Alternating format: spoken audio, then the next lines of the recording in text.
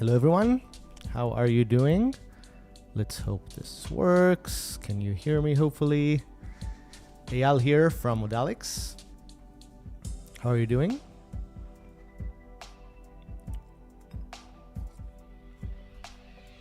Let's see if audio routing and everything works. Hopefully you can hear me. Hopefully you can hear the smooth AI generated music as well. Let me know if you can see me, if you can hear me.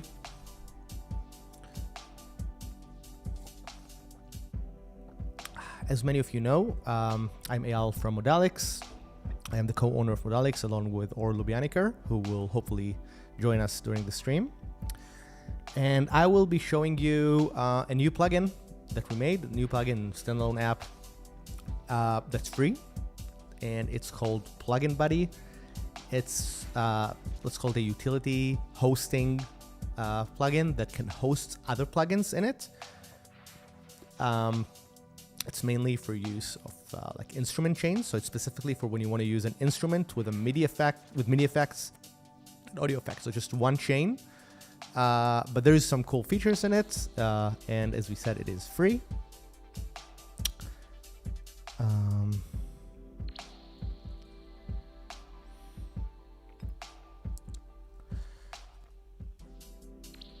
And hopefully you would enjoy this.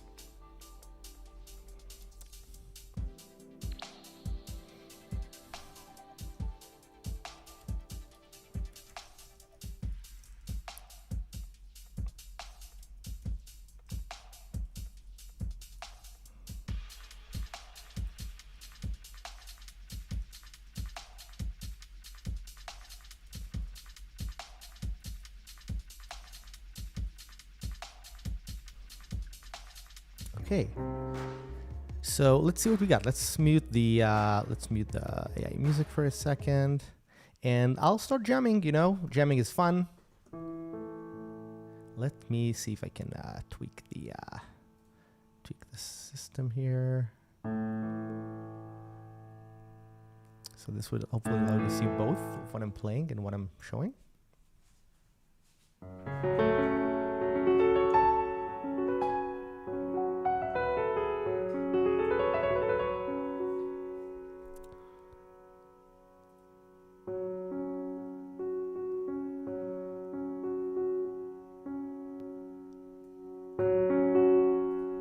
Hopefully you hear audio coming through. Let me know if you do or if you don't. By the way, I usually say this, I'm broadcasting this on a few different networks. So this goes live on, you might watch it on my Twitch, you might watch it on my LinkedIn, you might watch it on my Facebook, X. So if you see this, YouTube, if you watch this, you know, you can leave a comment, and I would make sure people everywhere in other networks and worlds would see the comments, and we can interact all together and have fun. Yeah, so one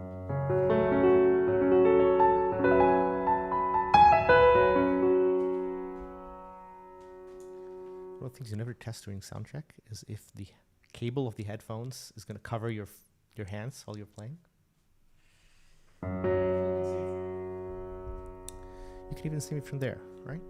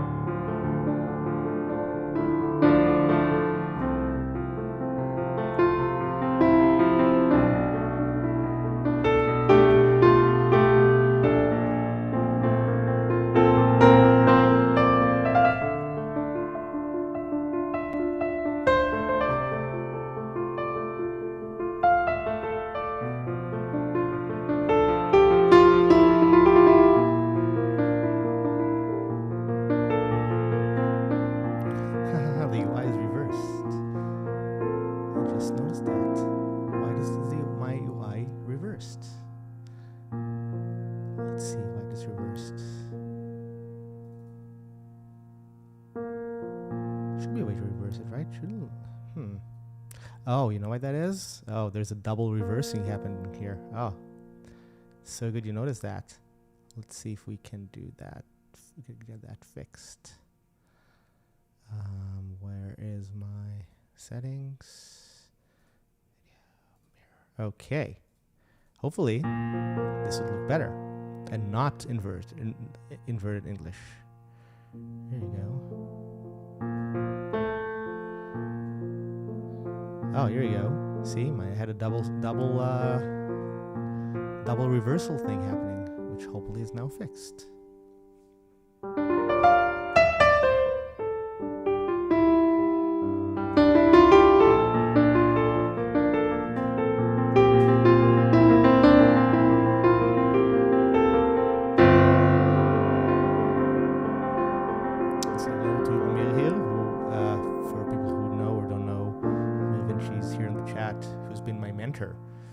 When I got into the world of developing musical products. And he is a genius product manager. He used to be the director of products at Waves.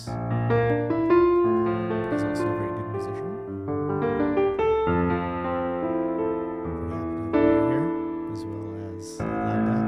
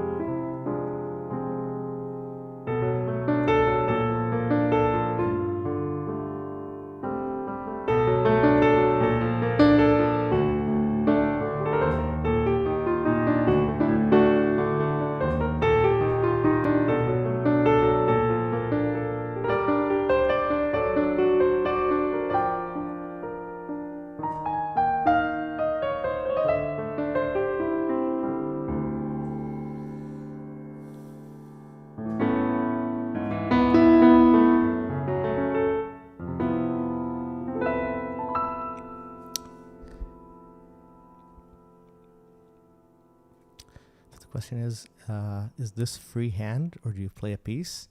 I played freehand for the last 20 minutes, and then just the last 2 minutes I played a song from Project RNL, my band, called Another One.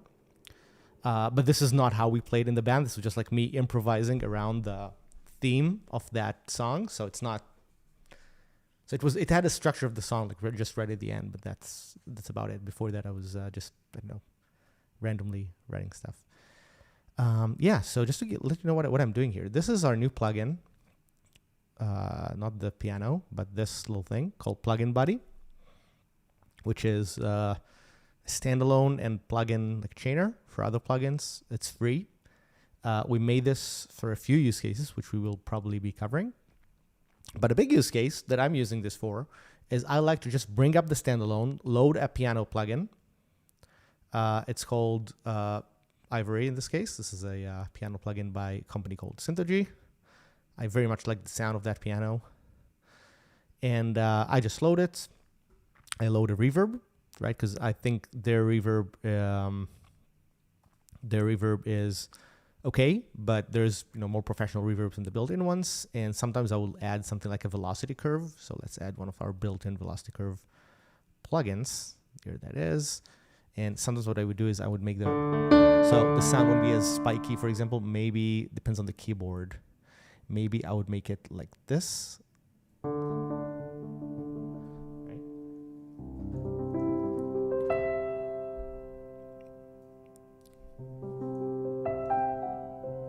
It's a different sound just to hear these different velocity curves, right? So I'm just playing the same thing. Just make it slightly curved over here. So soft all of a sudden. You can still rock it, but it's way harder for me to get there. So I'll just play naturally.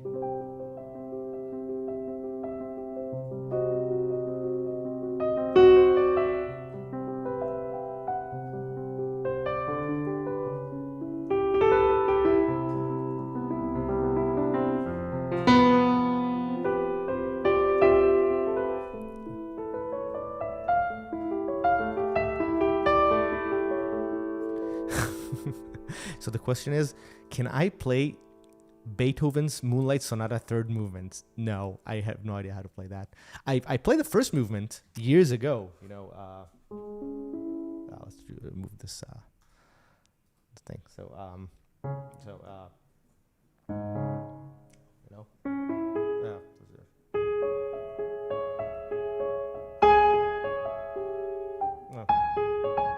Right, all that stuff. So I played that thing, but I haven't played it in so many years. I've never invested so much in playing classical pieces, which I probably should have. I've spent so much time learning. Let's switch to here. I'm trying to get a grasp of my OBS here. There I am. I spent a lot of time working on my theory and composition, and I spent some time practicing whatever I needed to do, but not as much as I should have. I can play a few Bach pieces or something, but it's not like one of these things that I've spent all my life practicing. Okay, so the question is, would it be difficult to add a basic piano audio recorder to the app? It would not be so difficult. It's something we might add. Like I was, one of the things about Plugin Buddy is that because it's free, we don't want to make this like. I mean, it's very possible that if we make a pro version, a recorder would be mandatory. We're trying to think of what would be the best, the best things to do when we, in terms of how much effort can we put on a free plugin. But I think that recording would be useful. I want to add a MIDI clip player because it's helpful when you're testing instruments. So I think that will be useful. We could add a MIDI clip recorder, and a lot of times it's just. We might add them. I need to think of, I need to think of what would be, what would be good value here, because eventually eventually you can do everything that this does or that you'd want for this with a DAW. So we're trying to, ideally I want to add features that are very difficult to do in a DAW. Like for example, we did this MIDI effects. That's really the reason why this was created. We made this thing because it's much easier to work with MIDI effects. Right, with compared to most DAWs. So, if we I'd be much more interested to add things here that are in the MIDI realm. Like for example, maybe I'll add a scale plugin or more interesting stuff. Because our idea is that we want to make sure that if you have a complicated plugin like Beat Scholar or Eon ARP, or an external one like X for Cthulhu or some plugin that exports MIDI, then it will be easy for you to change it to an instrument. Even better MIDI. Yeah, definitely. I mean, it really depends. If this was a paid product, we would definitely had all of these, but because of the free thing, we have to like reconsider the efforts, because we want this to be something people use with their existing DAW. So yeah, so this is Plugin Buddy. It loads, as we said, it loads an instrument as well as a chain of MIDI effects, internal and external. And maybe I'll explain a bit. Why does this thing exist? Just see everything is correctly connected here, right? Hopefully you're seeing me and you're hearing me. Hopefully this is somewhat functioning.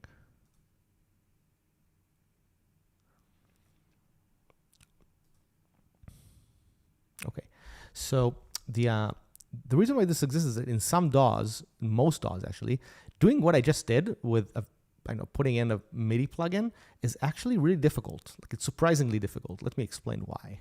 Let's load a DAW. Let's load Ableton Live, which is a very popular DAW. I'll close Plugin Buddy for a second. Let's load Ableton Live. This is Ableton Live, right? So in Ableton Live, if you're let me switch over. I started using OBS, which means I have another window to manage here. It looks, I think the green screen looks better, but I don't know. It's I have a lot of like button clicking. Let's see if I can do that. Okay, let's try this for now.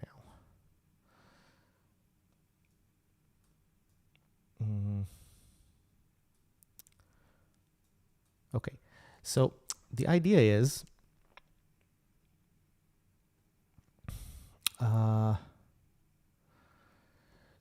so in Ableton Live, there's actually really interesting questions here. So I'm going to answer these in a second. So in Ableton Live, if you want to use one of their internal MIDI plugins, it's super easy. So let's say I'll take an instrument. Let's say I want to have analog, right? It's an analog. I'm playing analog, and let's say I want to use a MIDI effect that they provide. I want to use the arpeggiator that Ableton provides, right? I can just put this right here, right? This works. This is super simple. You would think that, it would work like this with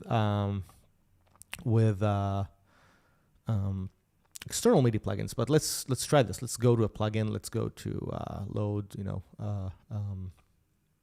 something like X for Cthulhu, right? You can see that it does not let me just add it. It will replace the instrument. It basically doesn't work, right? So what you need to do is I need to have another track, have Cthulhu in the other track, route MIDI from Cthulhu. I have to click this twice. I don't know why. Right now I need to mute the sound of Cthulhu. So I need to, do this or turn off the synthesizer or something. And I have to click monitor, right? So it's kind of it's not convenient, right? It's very much, and you'll see that when you change, if you had a few MIDI effects, it's very easy to like lose the chain. I don't know if you can see this. I just realized that you didn't see that I have Cthulhu on, right? But this is Cthulhu. Anyway, the idea is that it's very, it's not convenient to do this. And the idea is that if you're loading something like Plugin Buddy, I couldn't do this with analog, of course, with the Ableton internal synth, but I can have Modellix Plugin Buddy loaded here, and here hey,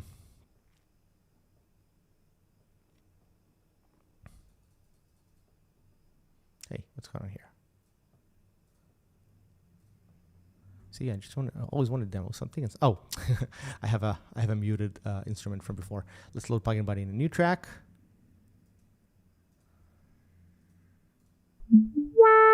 Right, and here it's going to be built in, so I can do something like add, Serum here. Here is Serum inside of Plugin Buddy, right? And I can add my own, I can add Cthulhu right here. Let's turn it on, right? So I don't need to do any routing. It's going to show up as one thing in my track, and I think it's much more convenient. So there's a question here that is interesting.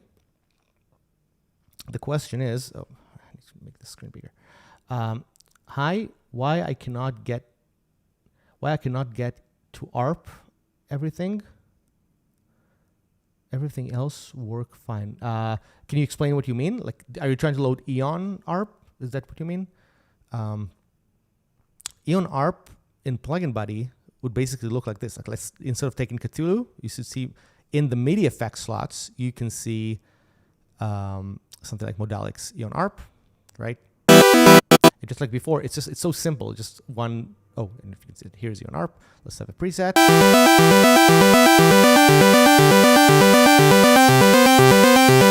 Right. So this is just Eon ARP playing through Serum, and it's contained. So now when I close this, and not close Ableton, just like I just did, which is stupid.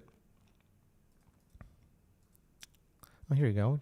That's interesting. This is a crash. Okay, so now I know of a bug when it happens in Plugin Buddy. We need to address that. But the idea is this simplifies the idea of a chain. So let's see.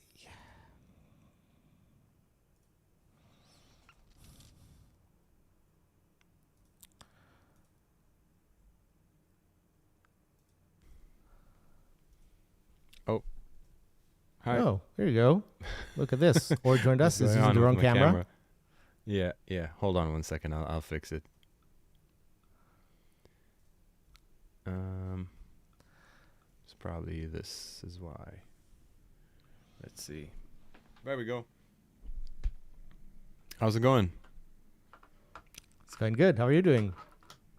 Pretty good. I got a tiny cup of coffee and took a shower, so couldn't be better. You have a large cup of coffee, so I guess it could be better.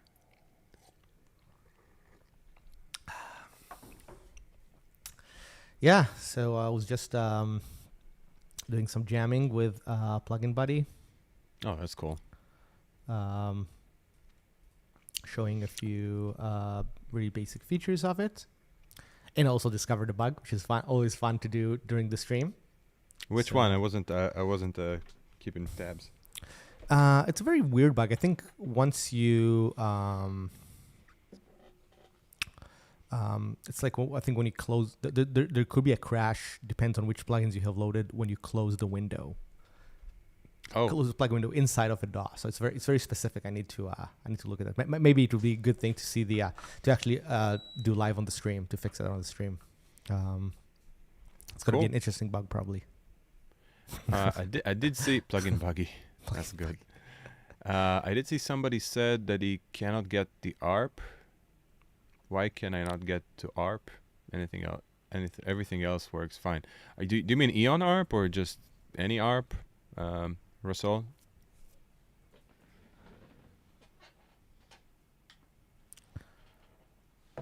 Well, until he answers. Yeah, so this was a comment on YouTube. So we're, by the way, if you have any questions, we're happy to answer and show what we can do. I think Plugin Buddy is an interesting release in our catalog. Let's call it this way, because in my opinion, it's one of these things where, it has. If you're doing what this is meant to do, for example, have a MIDI effect and an instrument, or you're like me, you like to jam with, for me, like the classic ones would usually be a synth or a piano and reverb delay, or a chorus. Like here is a classic thing that I always do in Plugin Buddy. Is I keep having to switch to another window to change the camera angles. I need to find a more convenient way to do this.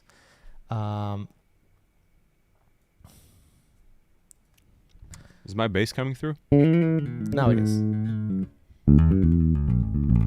Yes. I thought the show a bit later, coming up with a groove with Beat Scholar and Mindset and Drums in Plugin Buddy could be fun. Absolutely. So yeah, something I do often, which is it's like save a preset that has. Let me bring up the standalone version of Plugin Buddy.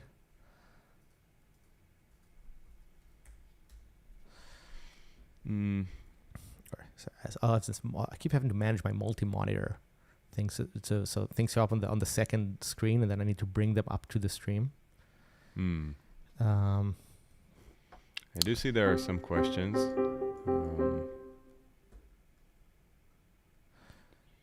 Do you want me to bring up the questions once? I can moderate the chat basically. Take it off your hands. Yeah. So Rasul says, in my system doesn't show. Okay. So first of all, you need to make sure that you have Eon ARP installed as a VST3. So if you have it installed as other formats, it would not show. The other thing to notice is that Eon ARP would only show either in this slot, in the media effects slot, or in the instrument slot, right? Because you can decide to use the Eon ARP as a synth on its own, and then you would use the built-in synthesizer, or you would use it as a media effect. But first of all, you have to make sure it's installed as a VST3. So we're not loading AU plugins or AAX plugins if you have that version. Right, and it is important to note that the different segments in Plugin Buddy, they do recognize, I mean, for the most part, if it's a processing plugin or a synth and MIDI plugin. So you won't see your full list of plugins in the processing section. So that's another thing that happened in the beta. I don't remember, a couple of people reported they're not seeing their full plugin list because they were looking in the processing section and seeing only part of their plugins. Yes, very important. And we just did it for ease of use because it's what would it even mean to put an instrument here? Even though something interesting that was brought up recently that we probably should address. There are a few plugins, not a lot, but a few that are generating MIDI from an audio effect. That's also a use case. So, for example, something like Polyverse Gatekeeper does this. Mm-hmm. And I think that we need to think of how to represent it in the chain, because what that means is you need to have the effect before the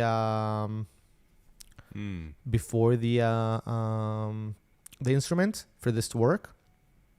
And we can actually do that, but we would need to make sure that the list doesn't get too cluttered. That's really the main problem. Like, we would need to make sure that this would not show you a ton of plugins that you don't need to know about.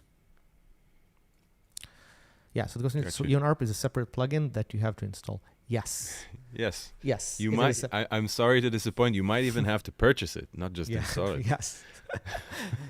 Yes. It does not come built in with Plugin Buddy. It's a separate plugin.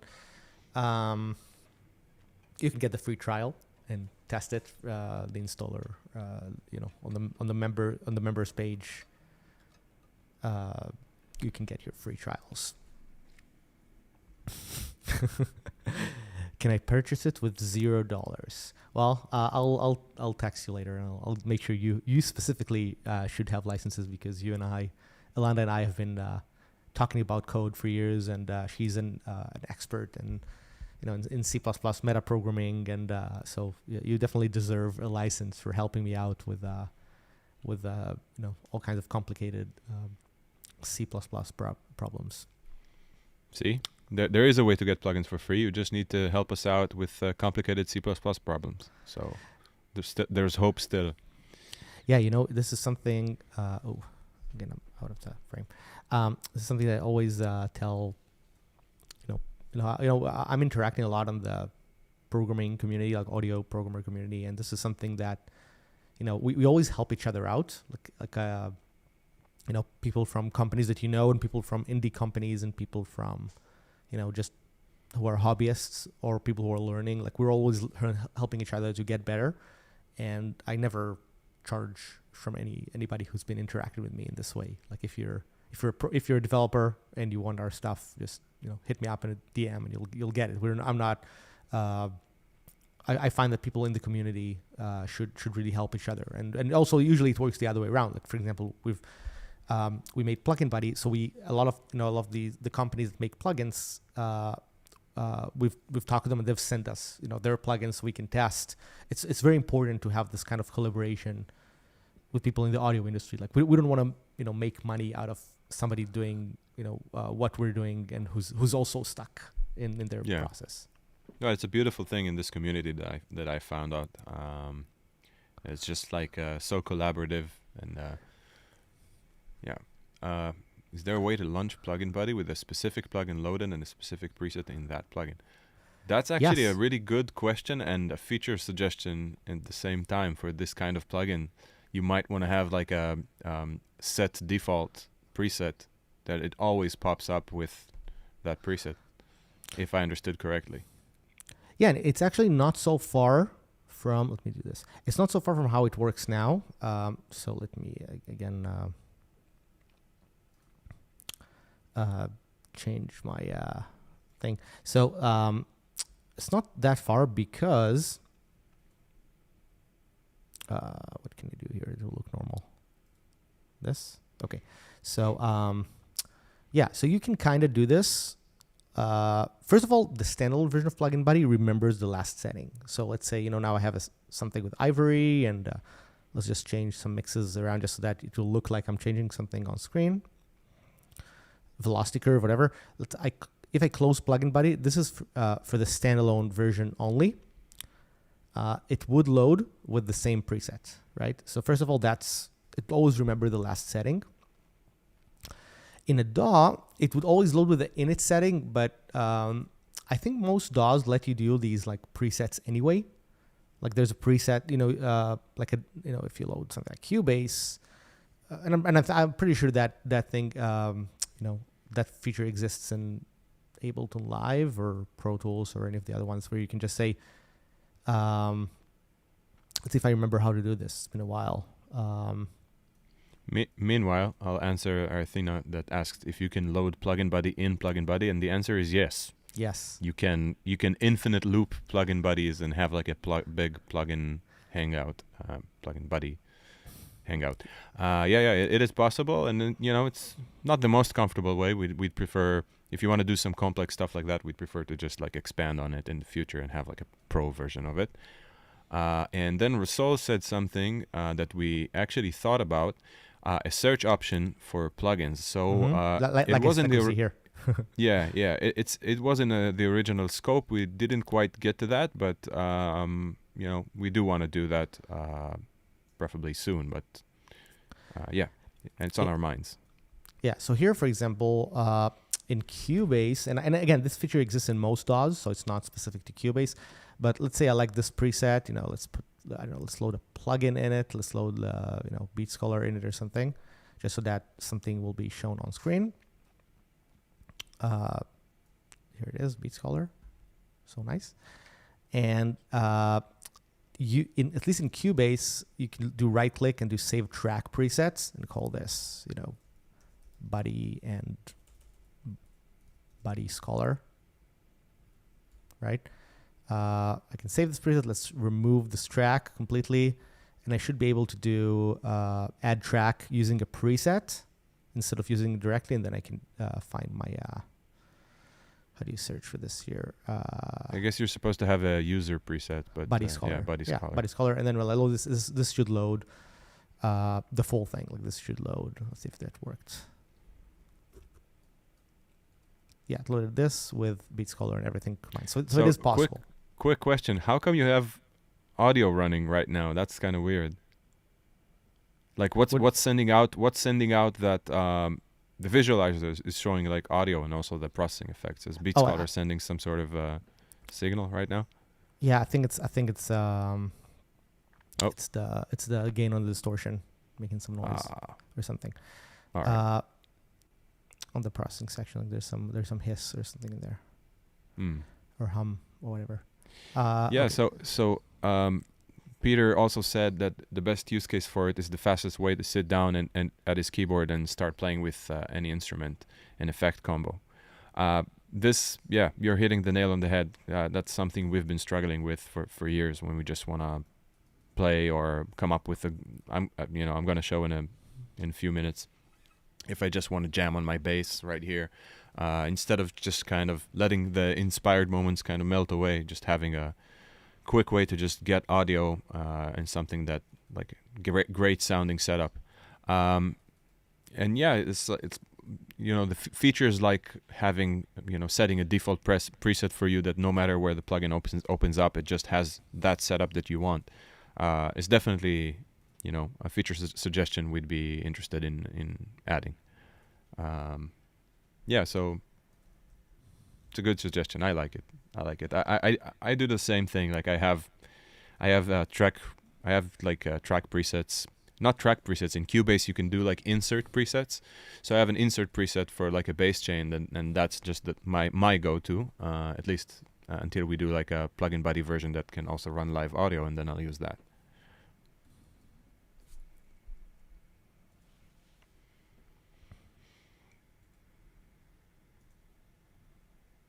Right, so I guess we can move on. If you have any more questions, feel free. Do you want me to do something? Yes, you want to jam? Yeah, I can, I guess. Best feature for me is velocity curve. Yeah, thank you. That's something that, Eyal added to Plugin Buddy, and he I'm not much of a keyboard player, but he was really, he was letting me know that it's something that people that, play keyboard instruments and plugins, it's not that obvious to have that feature. It's not in every plugin, and if it is, it's sometimes not as flexible as ours. So I'm happy you like it. I'm also digging the internal components that we designed. It's like very simple things and effective, and we want to have more of them because it's fun to have great utilities. So what I thought I'd show, let me set this up real quick because I have a bunch of stuff open in the background. Wasn't too well prepared to show my screen, but now it's gonna be okay. Let me see. Don't okay. So share screen. I know this is dead air, as they say, but so is everything showing all right? I think so. Looks pretty good. Yeah, cool. So let's just reset it. And I have my bass here, and let's say I want to play something. So instead of just waiting for Cubase to load forever, oh man, how come I don't have Beat Scholar? Oh, you know what? I think I tested the missing plugin UI thing, and I removed the plugin. So give me 2 minutes, and I'll set everything up. Sorry, I should have tested this beforehand. Sorry, I completely forgot I hid those plugins that test out. When we develop stuff, we always mess up our setups entirely and forget to put them back. Yeah, and one of the interesting things, and we should probably, one of the interesting things about developing, kind of a host like this, is that, we have to work on situations where things fail. Like a lot of the debugging we have to do is what happens if you have a plugin that crashes? What happens if you have a plugin that's missing? Like you load a song and there's no plugin anymore. So there's all these situations where we have to fake our system to create a malfunction system. Exactly. In this case, we were just just before releasing, we figured out, wait, what if somebody loads a preset and it doesn't have one of the plugins, and showing a nice big missing plugin, notification is kind of crucial in that. So I think I have everything set up. In a minute. Now there's the developer flag for the UI that's completely messed up. So, yeah. And I think we're good. Okay, sorry for the delay. So this really isn't a part of Plugin Buddy unless you've developed it. So I have Beat Scholar loaded as a MIDI plugin, which is great. Just for fun and to save some. I'm just gonna turn off the sampler here, and I'm just gonna load. Let's do this, and I'm gonna load Mindset Drums. Again, I have it twice for the same developer reasons. Let's go. So, and I'm gonna check the mapping preset. There's a Beat Scholar preset in Mindset, which is supposed to map correctly. And if I press here,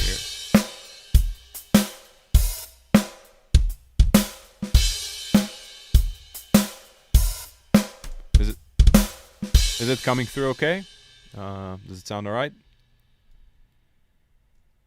Yes, no? Sorry, I was muted, so I was not sounding all right, but you sound all right. All right, awesome. Oh, that's a funny bug as well.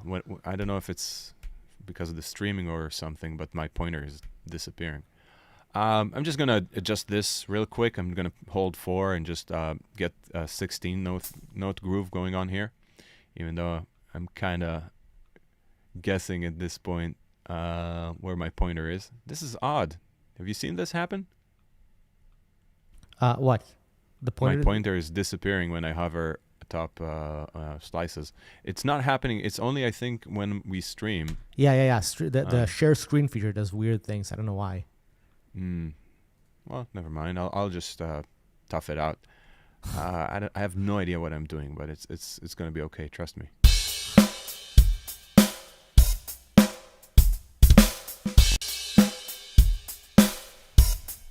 So anyway.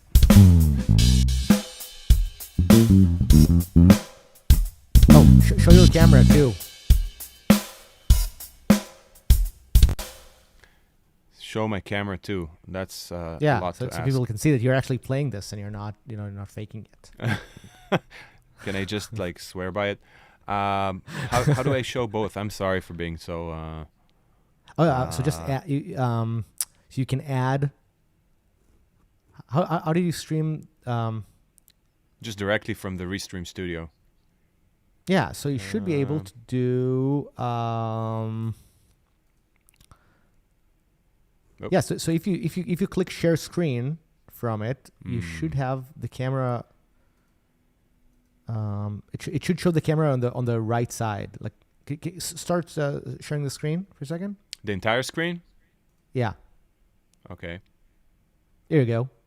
Now I see both. Let me get myself out of the way. Right. So now, what are you seeing now? Sorry, I have to put myself on screen to talk. Beautiful but face you look. as well? No, it looks great. Yeah. Okay. Yeah, So I have Beats Can you Caller just get the camera a triggering. bit? Just turn the camera a bit down so we can see that you have this beautiful bass in there. I have this beautiful bass here. I'm just going to move away a little bit so people can see me play, but I'm just going to jam with this Beats Caller groove going into Mindset Drums. There's actually, like, just a quick note. There was a video that I did that performed really well for us, where I was doing exactly this, but before Plugin Buddy, and a lot of people asked, like, I really want to get this setup going. I want to trigger Mindset Drums with Beats Caller, and now you just saw me, aside from the whatever happened in the beginning, set this up in like a minute. So yeah, this is going to be a classic preset for me. So I'm just going to jam a little bit. And now I'm not getting any audio. This kind of stuff happens when you least want it to.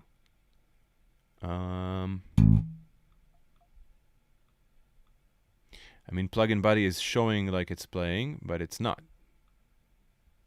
That's really odd. Sorry, gang. It's Let me see. So it is triggering audio, which is really weird. I think maybe something. Let's see if we can. And you are troubleshoot getting my this. vocals, right, and my bass. Something is messed up over here. Oh, I mean, try using something else for the inputs. See, you have some input. Oh. Baby face. Yeah. So what happened? What was it? What was this? I have no idea. You started talking and it immediately fixed it. So keep like talking. My voice. Yes, you're the computer whisperer. So yeah, again, it's.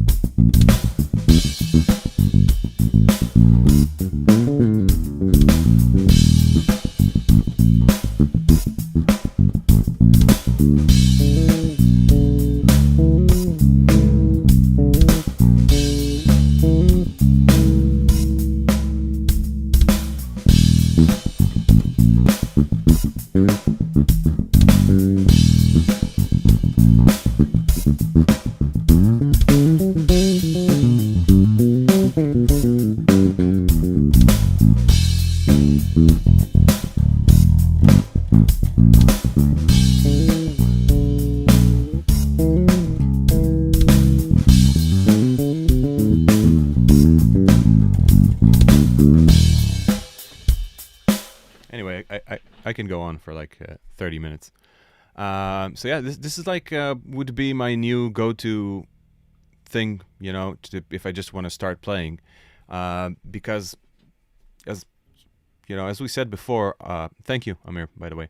As we said before, as you know, people that play instruments, like anything in the way between getting a good sound going, and for me as a bass player, also like a groove to play against, anything in the way of that is a hindrance and it's a pain point. And you know, I always have this classical guitar behind me and it's always out, and similarly to a piano, but maybe more portable, for me it's like the quickest way to play. It's way quicker than hooking up a bass to, and I have two amazing amps behind me. I often go to the classical guitar if I have 5 minutes because I just want to play something. So yeah, there's such importance to those precious minutes when you just start off, when you just like have an idea and it's fresh in your head and you have that anxiety of, oh, I got to get this down. And for me, just, you know, having a quick way to do that, it was a big incentive for us when we made Plugin Buddy, basically. And Arthina is saying the iconic Feel Good Inc. bass line, is that the...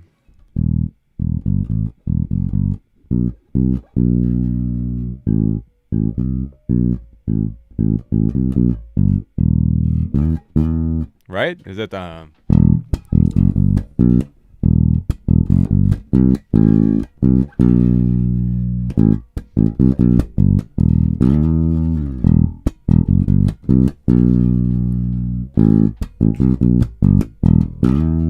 It's such a good line.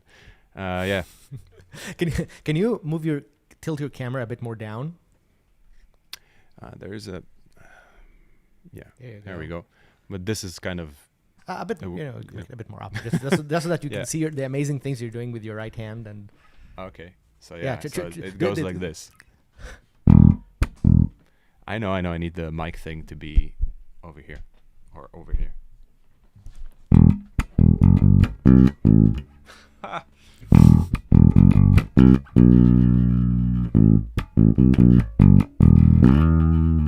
It's such a cool line. It's so simple. You know what? Let me mess around a little bit more with Plugin Buddy and Beat Scholar, because I think it'll be awesome to hear your jam. I think it's fun. So yeah, I'm gonna try and come up with something else here. Let's do 2s and 4s, and this is by the way, this is a very common, like, I often work exactly like this, that I just decide on subdivisions before I have any idea what's going on. Let's do 2 2s and 4s and go like kick, kick, kick. No, you know what?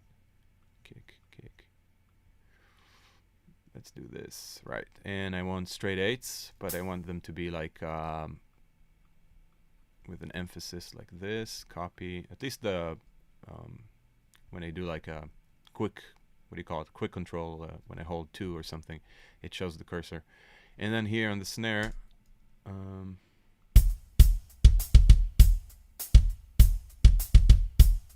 see, it's good. No matter, like, I just do whatever, and it feels all right. No, you know what? There's something that you must do in any groove, is have the snare, at least snares on 2 and 4s, right?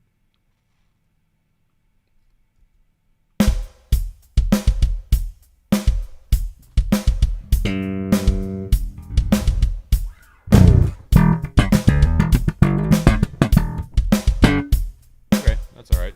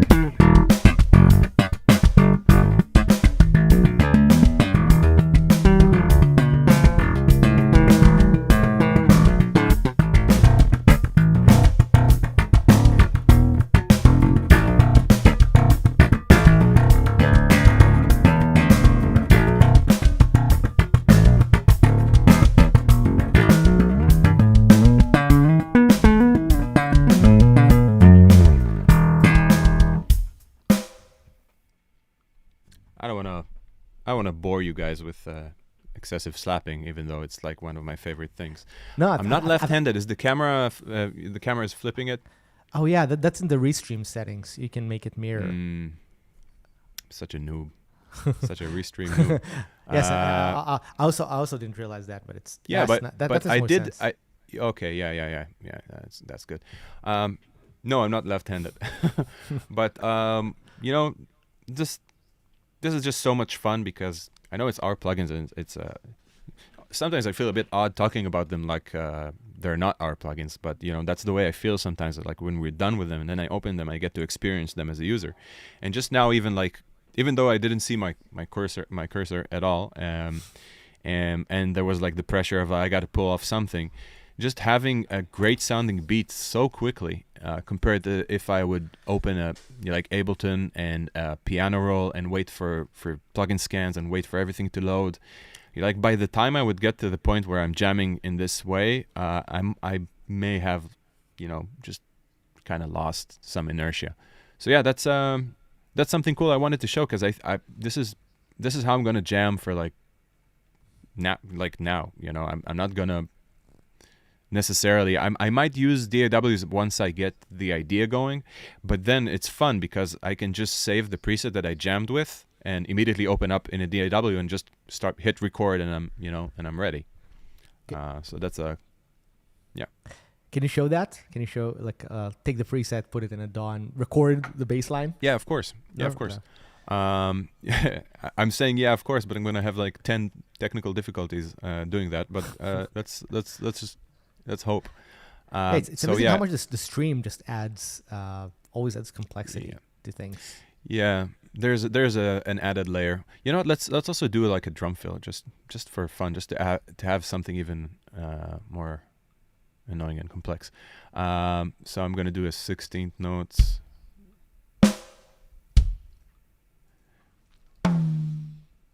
I'm gonna do like when somebody is starting out drums, and he dreams of playing something like this, right? So this is the fill. I have a groove and a fill here, and I have this setup of BeatScholar going into Mindset Drums. I thought about even like processing it a bit, but it just sounds so good. I don't know if I have to. So I'm gonna just save this as BS, which is an unfortunate acronym, I know, into MS.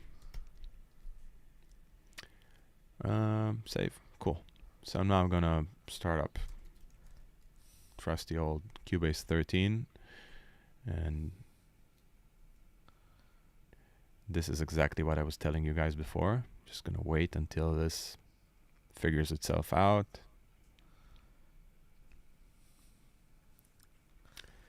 Dum dum dum dum dum dum dum. See all those questions. Where do you want it? How do you want it? Do you have the plugin available? Do you have your iLok connected? Blah blah blah. So now I'm gonna simply just add an audio track for my bass. Just gonna do mono, and this line. Let's see that audio is coming through. Wonderful. I can hear everything twice. That's the best thing. And I'll open Plugin Buddy.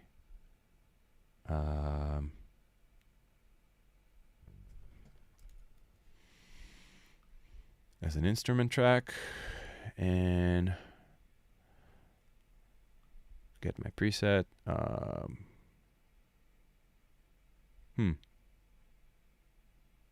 BS into MS. There we go.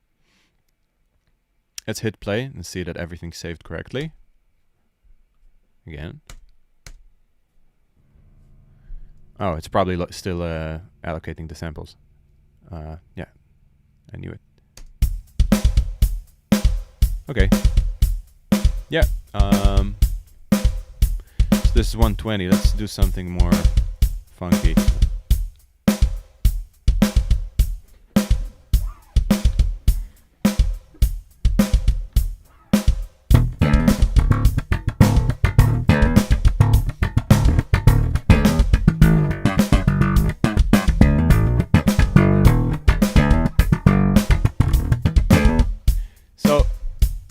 just to see that everything is all right here.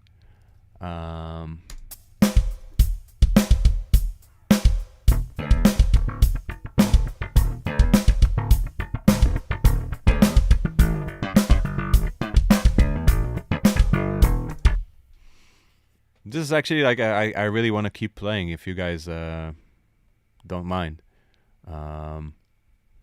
So another thing, yes, please keep playing. It sounds awesome. I'm just here. Oh, yeah? You know, Okay. I turn myself off just because I'm listening to you and move my head and doing this. I don't know how supportive of the.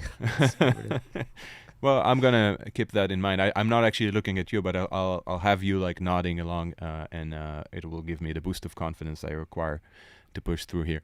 So let's just for fun. I don't know. Let's just for fun do something like. I just want to remove the plate for a second, and maybe get a Pro R going because it's such a beautiful reverb.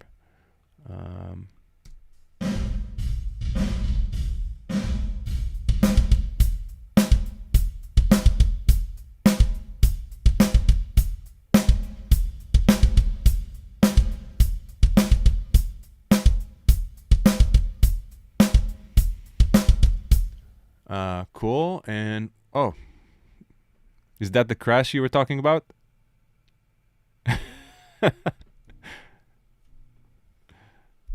Sorry, I think I just like let's find the crash. What happened? this. That's an awesome thing. Oh to wait, have happen on screen. copy the crash log. I need this. Yeah, I was gonna. Oh, so that One you have second. both the standalone and the plugin running, right? The standalone stayed intact. No, the standalone. I removed it. It wasn't running at the same Oh, okay, time. okay. That's interesting. I'm gonna send it over in the plugin buddy. We have a Discord channel. Yeah. So the crash report, you have it. Maybe we can kind of live debug it. Yeah, let's figure. I think it'll be awesome. Let's figure this out. So, I'm just to give you an idea. I'm gonna read through the crash log. This is gonna be fun. So the crash. Did it happen when you close the window of something? Exactly. Yeah. Okay. So this is already a good idea of what this means. I suspect, without having looked so much into this, that this is something to do.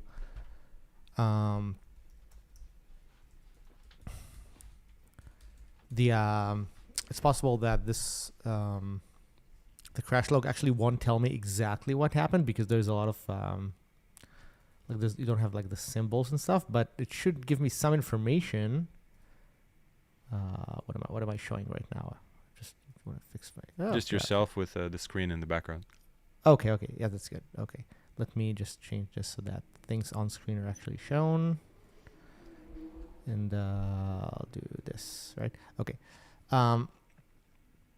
So yeah, so let's have I'm looking at the crash log.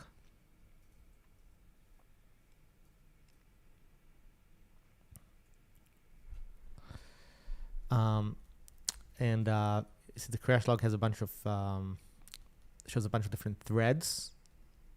Most of the stuff you can see, I'm only going to see like sometimes I'm going to see function calls, but in Plugin Buddy I'm not even seeing a function call because the symbols are stripped, so there's no you don't see the names of functions, but I do see the names of threads, which is helpful. So let's see what crashed exactly. Okay. Crash thread. Let's see if we're gonna find it. There you go. Plugin Buddy did do something here.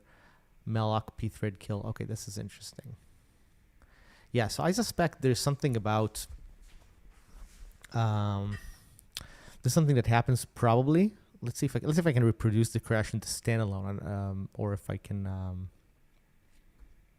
Do you want me to do exactly what I did and try and recreate it? Yeah, I mean, if you can do this thing with a debug version of Plugin Buddy, it will show you all the different symbols. Yeah, I can I can do it. I guess. Yeah. But Yeah, and I think I can also managed to- tell. Sorry, Yeah, what did you say? I mean, like while you're running it and debugging it, I can just let you know what exactly my setup was. It's something very simple, and the plugin I was closing was basically Mindset Drums. So Yes, we can also debug Mindset Drums, but I actually suspect, because I've had this bug before, and I've had this crash in Ableton Live as well, so it is possible that I would be able to reproduce it. Hopefully I can reproduce it in the standalone, just because it's so much easier to see bugs in the standalone. But this is going to be interesting. So the idea, as I see it, is that where are my glasses? Oh, I need to clean them. So the idea is that there is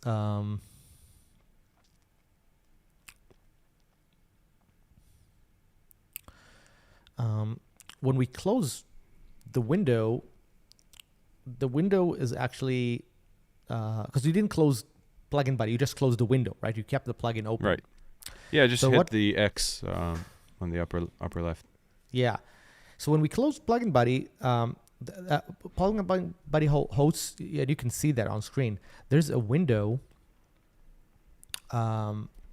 There's a window there that's on top of the plugin window, right? So there's this object that manages the life of the plugin window, because when you think about how plugin hosting works, I'm going to build a debug version of Plugin Buddy.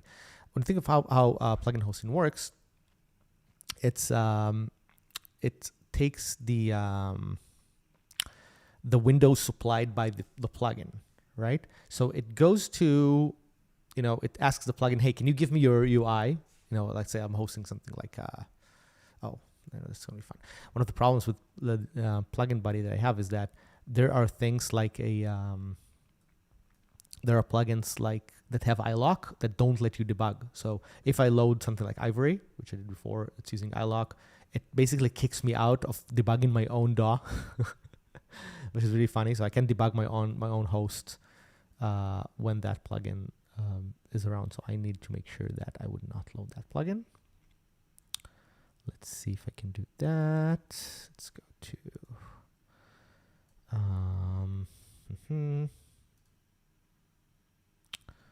should be in here.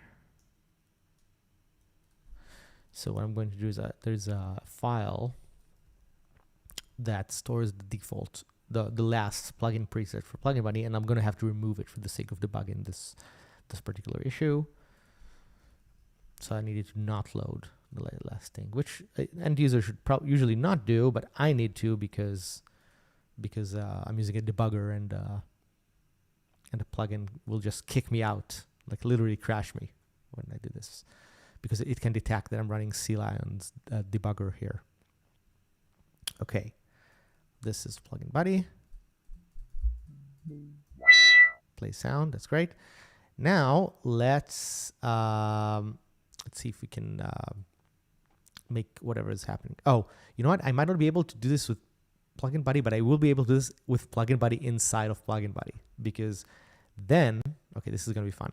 Let's load Plugin Buddy inside of Plugin Buddy. Plugin Buddyception. Plugin Buddyception. And the crash, I think, happened when we have not Plugin Buddy, but something else. So let's, I forgot which plugin I had loaded before, but let's lose Serum just for the sake. And I think Serum's UI needs to be open. And then I need to close the window from here. Yes, look at this beautiful crash. Beautiful crash. I got the crash. That's awesome. Wow. I got the crash. So I think, so it's a really major crash. I have to submit a fix to this ASAP. So we probably need to do this because many people are going to just close the plugin window. Like it's very, Yep. So it's a very, everybody's going to see like a live plugin update, which is kind of cool. yes, exactly. So I'm going to do the reproduction steps for a second. So I'm going because I want to save And the actually, presets. It's going to help. I'm also really happy we didn't send out the newsletter or did the social posts yet. Like this is still a great fix to have before we go like full blast with it. Absolutely. So first of all, what I'm going to do, I'm going to load You know what? I might debug this in a DAW. Might be, I guess, a bit more convenient in this case. So let's debug this inside. Yeah, Ableton. Let's do Ableton Live.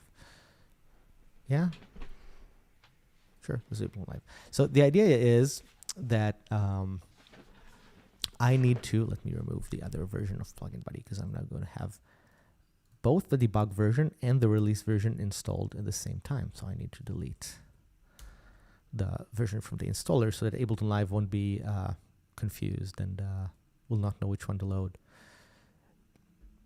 Okay, so I think what happens here, and we have this thing called the plugin display holder, something like that. And I think there's something about the lifetime of what this does that keeps something alive. And hopefully we can find out what that is. So here's Plugin Buddy. And if I just open Plugin Buddy, I think this would work fine. Like I think if I just remove the window, open the window again. Oh, here it is. So you know what? That's interesting. This here now I can see the bug very clearly. Okay, path. Oh, that's fun. Okay, so I suspect this is the visualizer. This is going to be easy. The visualizer. Okay, that's what happens. The visualizer is running the visualizing in a separate thread, and it looks like this thread is not being destroyed correctly. It's not connected correctly to the lifetime of this. So what we need to do is find this thing, this thread pool. Oh, could this just be a destruction order thing? Thread pool could be like a coding superhero. Sorry, super corny joke. Sorry. Oh my God. I cannot unsee this right now. It's like, yeah. Anyway. Yeah. So what happens? So when this gets destroyed, this thread gets destroyed. Let's see the debug log again. Yeah. So it looks like I'm calling I'm calling this on the UI thread, but it looks like I'm calling this and something does not exist anymore. Like something is dead.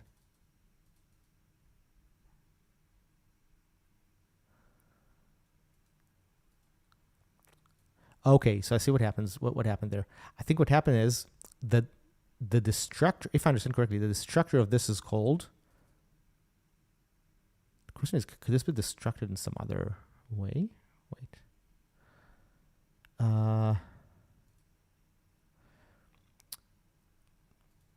So this gets called on this gets called on the message thread, and I think what happened is, if I understand this correctly, the message. So in most audio programs you have the UI thread and the audio thread. These are like the main ones. But sometimes you have additional threads. For example, we have the visualizer. Like a lot of it runs on a separate thread because it has to do frequency calculation and kind of draw, the shape of frequencies on screen. And I think what happened is, if I understand the problem correctly, is I didn't do the destruction order correctly on this class. So it looks like, yeah, this is interesting. So it looks like it's possible for this to be destroyed somehow.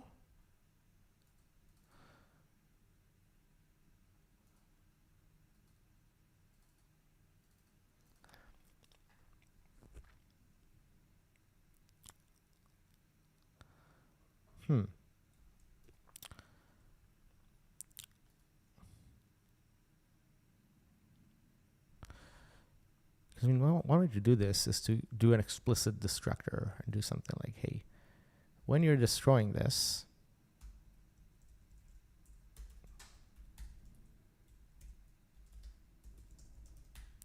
then timer stop, right? Don't call anything after this. And I can also do something like pull, wait for job to finish. So there's no timeout of, pull, I can probably do something like while pull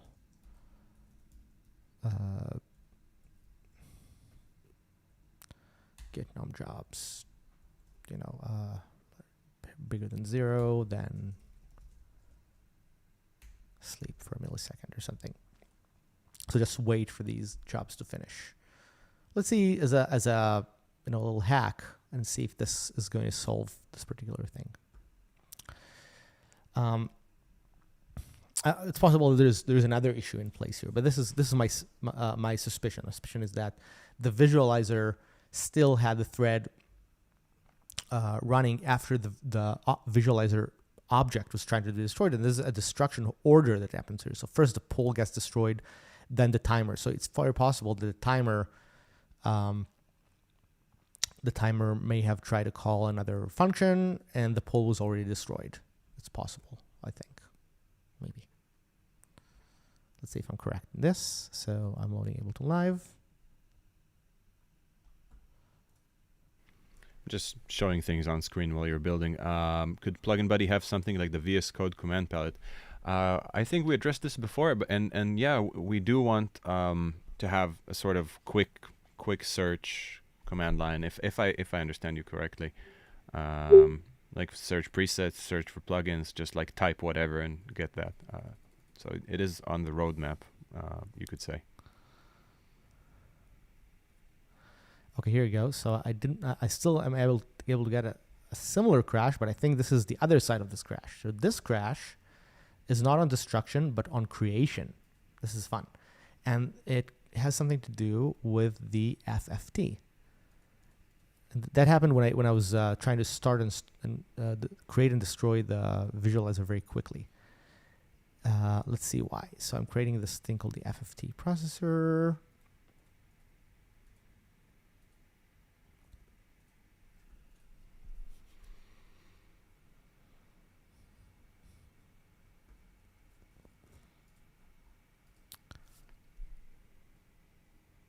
So did you turn off the AI music thing on purpose, or?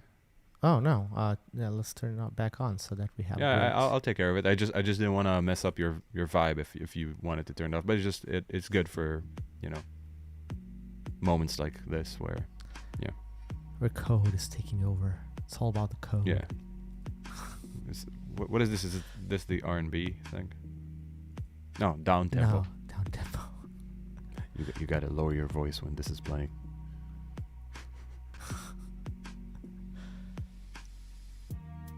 That is an interesting crash.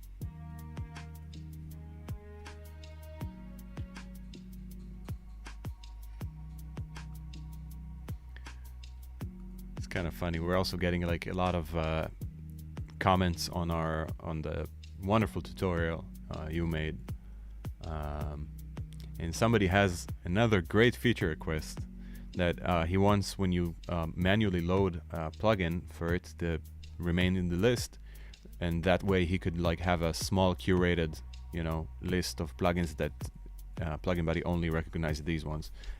And I think it's a beautiful ask, it's a really, really nice feature.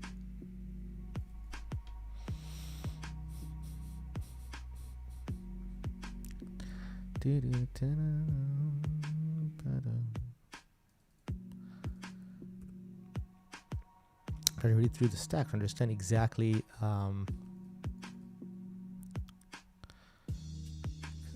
Because this crash happened when I was very quickly creating and destroying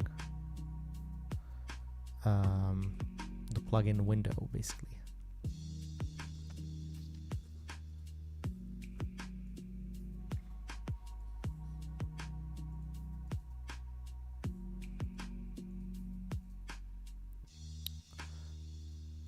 So it didn't happen when I just closed it, but if I just very quickly open, closed, I got this. And it's again related to the visualizer, and it seems to be related to something about, I guess, the lifetime of things that are passed in here, something like that. There you go, FIFO, array, container, elements.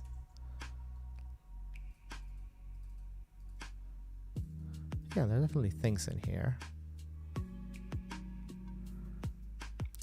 And this is weird because it kind of crashed when trying to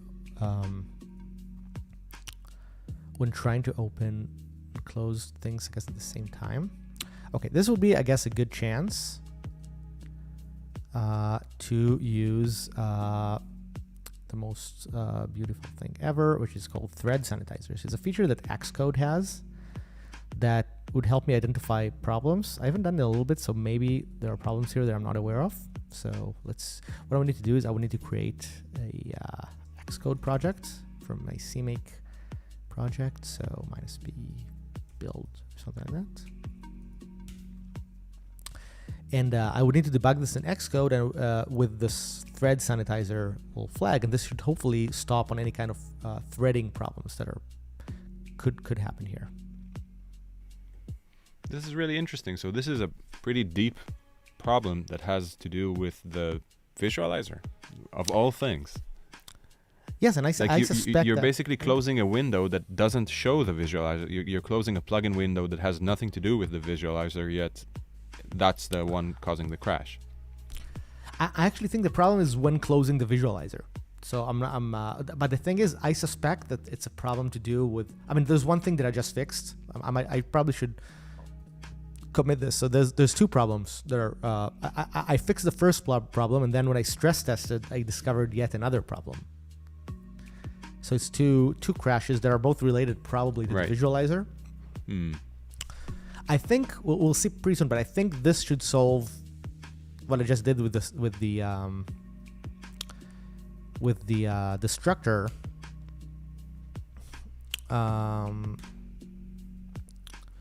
Yeah, let me commit this just because this is useful. So something like frac visualizer, added explicit wait for threads to finish before destruction. So I think this is one bug that we'll check pretty soon if this thing fixes it. But I think there's another issue at play here that is, and we'll discover that pretty soon when we load the Xcode project, because this particular tool, to my knowledge, only works in Xcode. Well, there's probably a JetBrains equivalent, right? Not that I know of. I think you can load the thread sanitizer flag, so you can compile, because it's a compiler thing really. So you can load it in the compiler, but then I'm not sure if it's going to stop on issues, which is what we need. Like we need this thing to actually like stop immediately whenever a threading problem happens. Gotcha.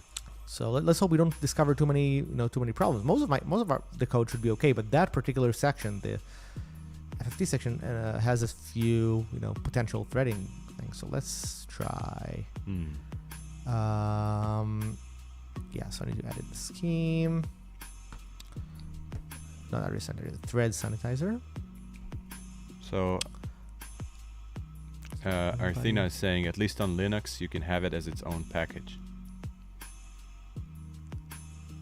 Yeah.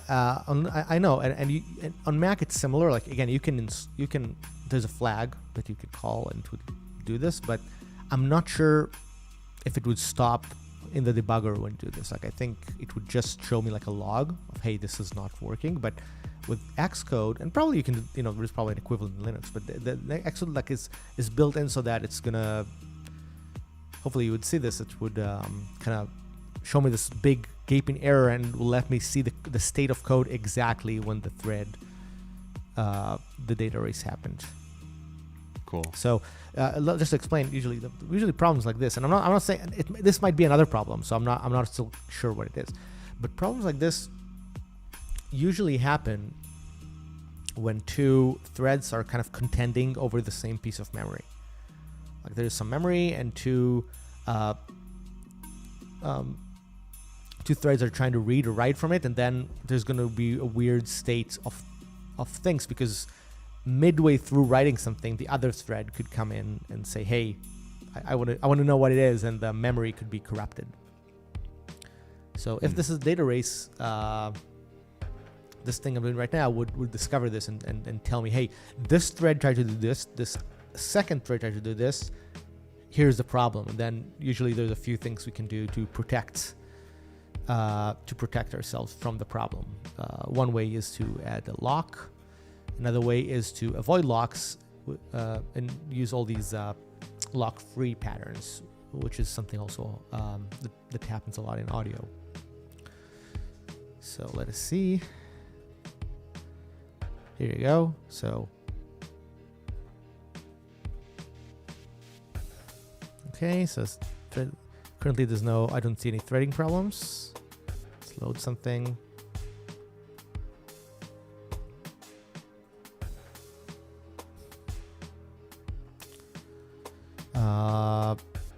Let's load a plugin here. I think it might be fine if I'm going to start and load this.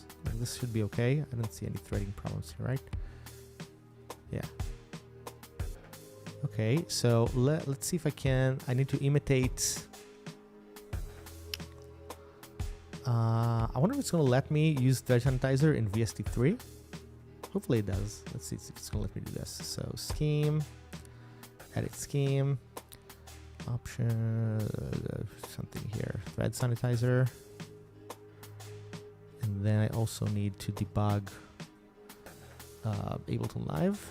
So it is under applications, Ableton Live.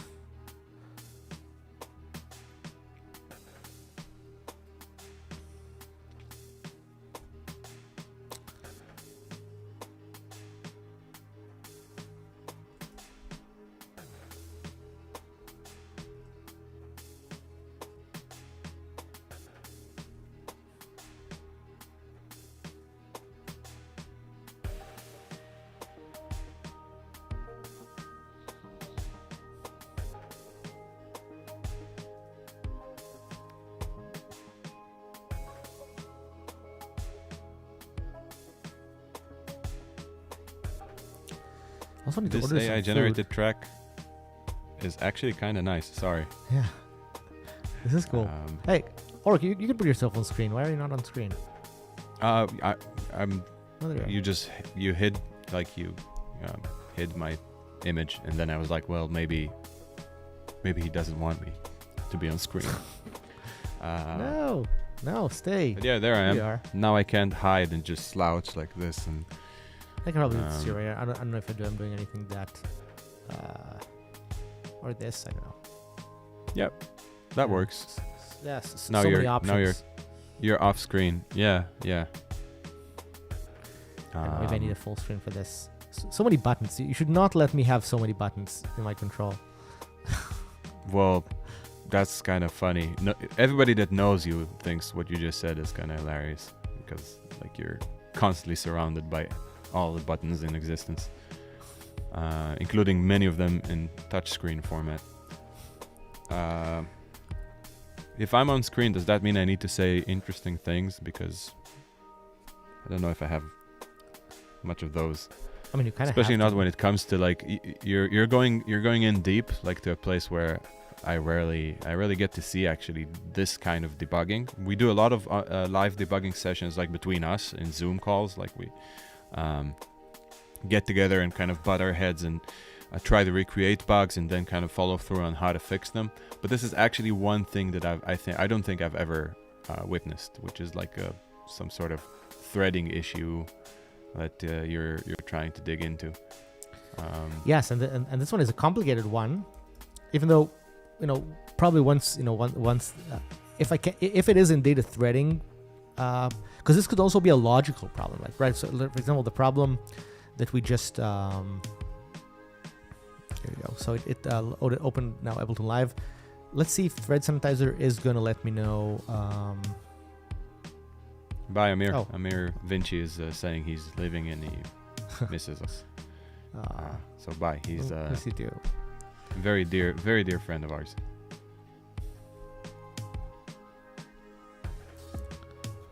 I loaded Live 11 by accident, but should still work. Let's see. Now I don't see Plugin Buddy in there. Why didn't it put it in the build folder?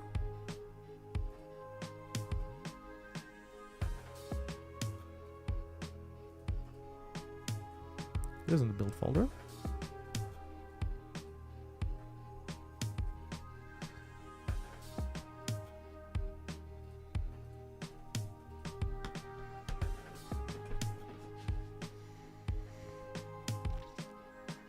So Arthena is saying this song gives her Linkin Park session vibes, and I don't know if you saw, but they have a new singer, a female singer.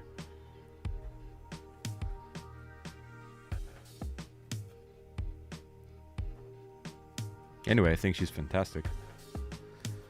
Yeah, it looks like Ableton Live doesn't like Plugin Buddy here, but it's possible it doesn't like it because it's oh, here you go. Look at this. Oh, That's did interesting. we get it? Oh, no, but this is actually not Plugin Buddy, so who knows what it is. I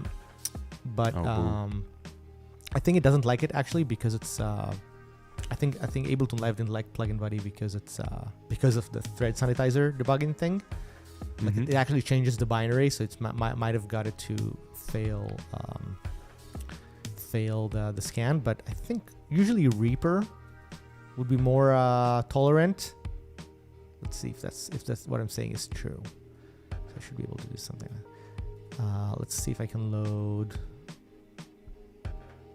No, not zero check. I need Plugin Buddy VST3 scheme. You can see that I'm not using Xcode every day, so I forget where these things are. Let's have another executable and let's load Reaper.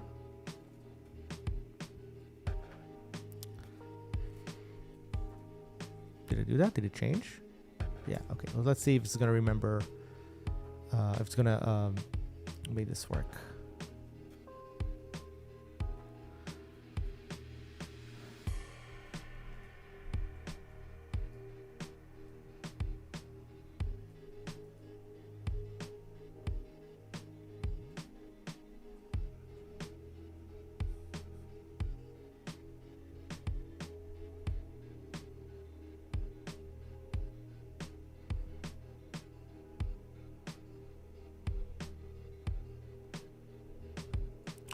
Okay, reloaded. We're in Reaper. Let's see if Reaper is going to be happy with that. Make a new project.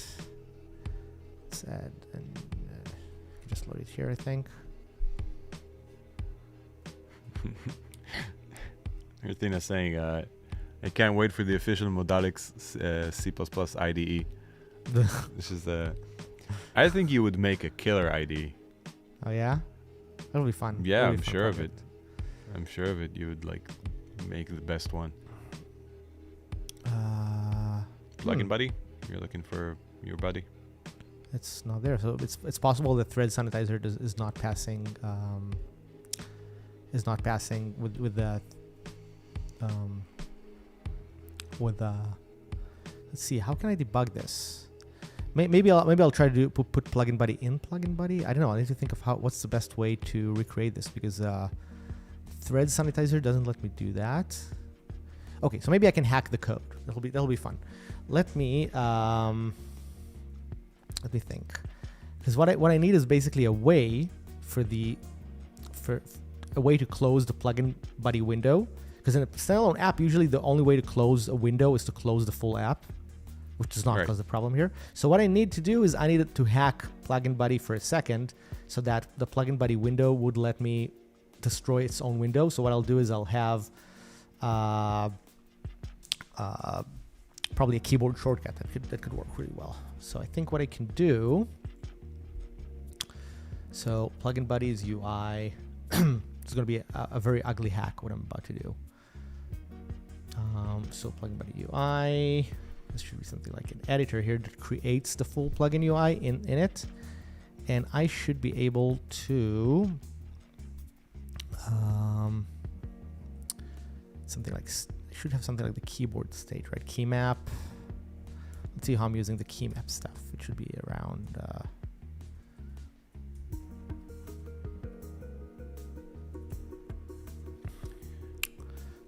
there is a way for me to, there's like a way for me to register these global plugin commands, key commands that do not connect to a specific part of the window. That's how we do stuff like have F1 connect to, here it is. So can I answer a question meanwhile? It's yes, a good one. Absolutely. So Arthina is asking, what is the incentive to release it for free? And she wants to understand the business decision behind this. Mm-hmm.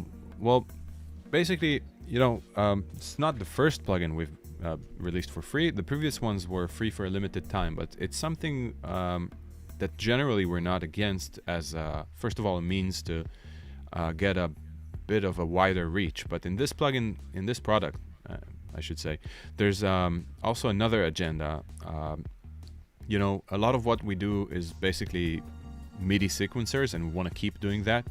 And we wanted to have some sort of a platform that makes it really easy to use our products together with other products. Like we're all about the collaborative nature of the industry, so to speak. But we love the fact that now it's super easy for people to use. There's like tens of thousands of people that use Eon ARP, and now they can send it to their favorite synth, and it's really easy because we also get, I don't know, dozens of support tickets that have to do with exactly that, with people like having trouble with MIDI routing. So releasing it for free was kind of, it has a bunch of layers. So one layer was just like, we wanted to have a free product that attracts people to our website. They can take a look at our products, but they don't have to own them in order to enjoy it. They just can get familiar with our brand and then move on with their lives. And naturally, there's the element of getting email addresses and being able to market. I'm just not going to just breeze over that. Everybody knows that's like a common thing to do, but at least you can opt out from our mailers. Hopefully you don't, because we send out free stuff occasionally. And on the business side, it just feels like a strong platform for us to keep developing, and just to have something that everybody can own in a sort of non-intrusive way, so they can own it and never pay us a single dollar, and we'll be fine with it. But then again, if at a certain point we expand Plugin Buddy enough so that it's worthy of a purchase and people love it and they use it, that would be our dream. So it's kind of it's a fun project, because every time we release something for free, the amount of interaction we get and the amount of feedback is something that we absolutely love, and we learn so much from it.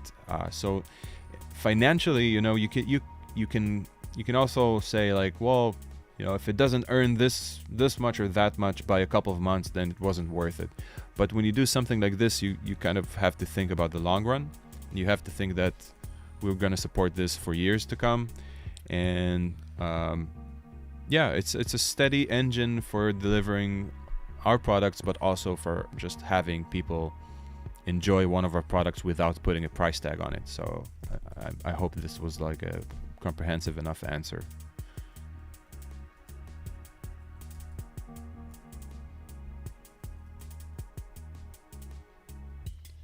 We do know some companies release freebies with more minimal feature set, and we always talk amongst ourselves that we're absolutely the worst at having a minimal feature set, because we want to be able to enjoy our own products basically, and Plugin Buddy for us, Plugin Buddy is the minimal feature set that gets us excited to get up and play. So people are cracking our plugins. We try to keep track of that, though we don't work too hard at it, because it's going to happen either way. And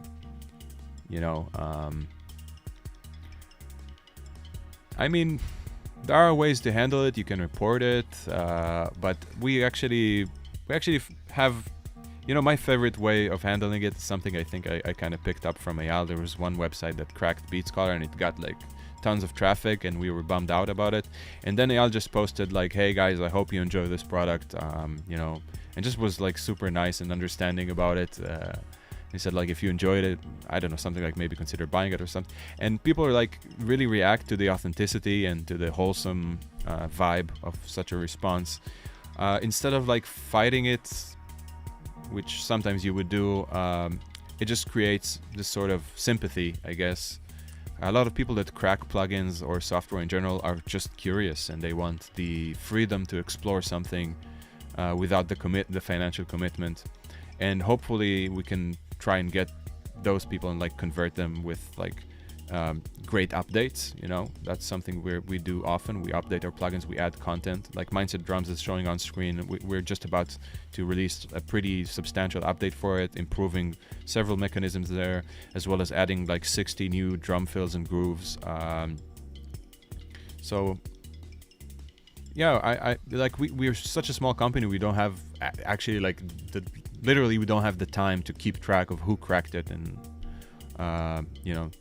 to be involved in that. We do have the time to write a nice comment and try and get people on our side. There was another comment on one of our videos saying like, can somebody send me the cracked version? Now it's kind of rude to put it on our video that we publish, so I just answered like, I hope you enjoy the cracked version enough to consider purchasing it in the future.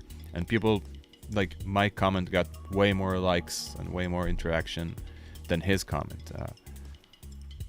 That's I guess that's a better way to go about it, instead of just like fighting windmills, as they say. So this one is very interesting.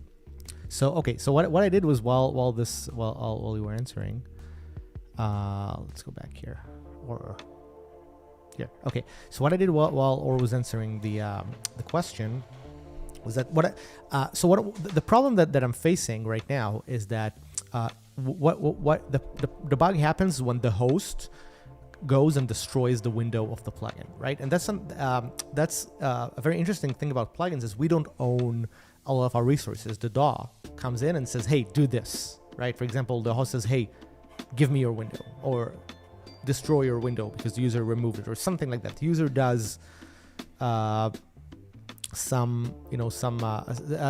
host does things and kind of dictates the situation for us. And in a standalone version, we don't have this. So we don't have a way. I mean, most apps don't have a way to destroy the UI, right? While the app still runs. Like, it's not a thing unless you minimize it, right, or something. So what I did was I created a fake way in Plugin Buddy. I just coded a keyboard shortcut that lets me completely destroy the UI. So it just destroys the entire internal UI, creates a blank screen. When I bring it back, it comes back. Now, I think if I do it slowly enough, it's not going to crash. But now I'm going to do it fast, and it crashed. Okay, so cool. What I'm going to do is I'm going to do what I tried to do before is use thread sanitizer here, because this could be either an address sanitizer problem or thread sanitizer. Let's start with address sanitizer because it's simpler. Those sanitizers define things like accessing memory after it's been freed, things like that, where basically you tell the operating system, hey, I don't need this memory anymore, then you go back and do something with it, right? So usually if you use modern practices, which I mostly do, this doesn't happen, but maybe there's something that I didn't understand correctly, and I don't know, it could be a million things that cause this crash. So hopefully this one of these sanitizers is going to scream at me and says, hey, something is wrong here.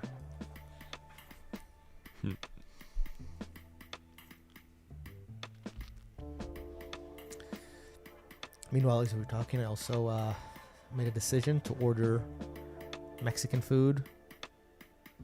Oh, well, I'm hungry too. That's a brilliant idea. You're so lucky to have such great Mexican food right next to you. Yes, that's really... I mean, the food... I moved to California recently, and the food here is so good. Just love the food. Yeah. Mexican food, Asian food, American food. I know, I like the food here. Just about getting everything at a high quality is super nice.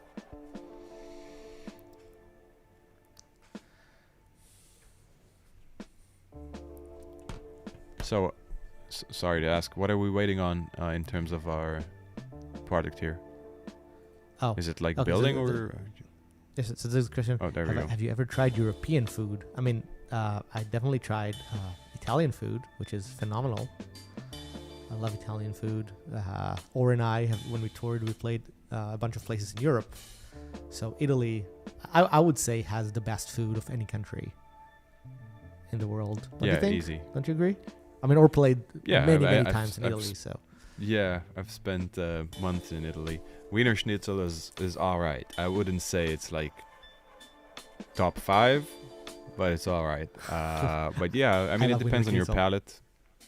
Yeah, it's wonderful, but it's like, I really enjoy Spanish food. Like food in Spain for me is brilliant because I really like basically a lot of diversity when I eat. Hey, I don't know if you noticed this, but Thread Sanitizer discovered something which is very likely the cause of the bug. So immediately when I destroyed the window, and it has to do with the visualizer, here you go. Yep. Okay. I know what happens here. This is very awesome. Hopefully this is the cause of the bug. This is awesome. So this is classic me doing something quick and not paying attention. I'm willing to take half the blame. You can say us when it's a bug. You can say us when it's a feature. You can say me. I'm okay with that. Yes. Okay. So let's explain what happens here before I will go into here and try to fix this. The threading model of the visualizer. This is again the visualizer thing that does the crash. Not any of the external plugins, from what I can tell at least. The problem is this. Oh wow, this is such an interesting model. So this. This is a function that's called on another thread, and then when it finishes, it calls like an ending function on the message thread.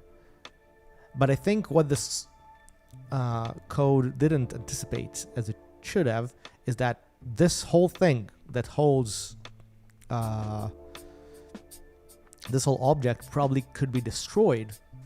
And the thread then triggers this function, right? The thread comes back when it says, "Hey, I've finished rendering your visualizer the frequency spectrum. Mm-hmm. I finished with that. Now go and paint it on your screen." That's basically what it says to the other thread, like, "Hey, take this nice path or points from the path." But I think I was not anticipating the fact that this could be destroyed midway through. So I need to have some proper scoping pattern in this. And surprisingly, this is probably something that I need to have implemented in our library. So this might be a good teaching moment to do this properly. Let me explain what it is that I'm going to do. So I'll probably write this as like a generic library object. So in Juice, Juice have two ways to take something from one of the threads and bring it to the UI. Or not even from inside it. It could be even for the UI itself, but then call it on the UI thread later, right? So you want something that's going to be called whenever, in a way that's synchronized with the UI, but not right now, right? So for example, if you have some multi-threaded action happening, you need to blend some data back. The problem with the way Juice does it is that it offers two methods. One is to say, "Hey, call this on the message thread." Like you have a free function that calls the thing on the message thread. But the problem with that function is that it's global, right? So it says, "Hey, just go and call this on the message thread later," and you pass some data into it, right? So you might pass pointers into it. So these pointers might just go out of scope. So whenever you're back, you might not be valid to call anymore. Now, usually in the juice world, you can connect this. You can, in the contents of the function, connect this to the lifetime of a component. There's this thing called a save pointer. But I'm not sure. This thing called FFT Visualizer, I'm not sure if it's a component. If this was a component, oh, you know what? No, it is not a component. It's just like a class. And the problem is this. That means that when I'm here calling this, it's already possible that the object in question has been destroyed.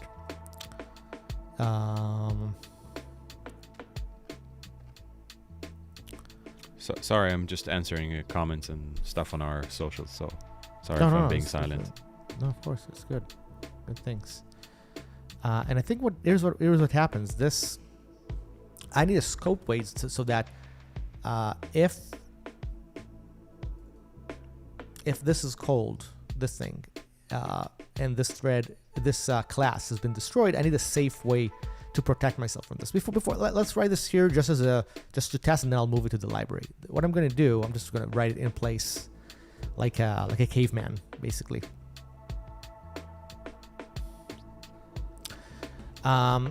This would need to be something like scoped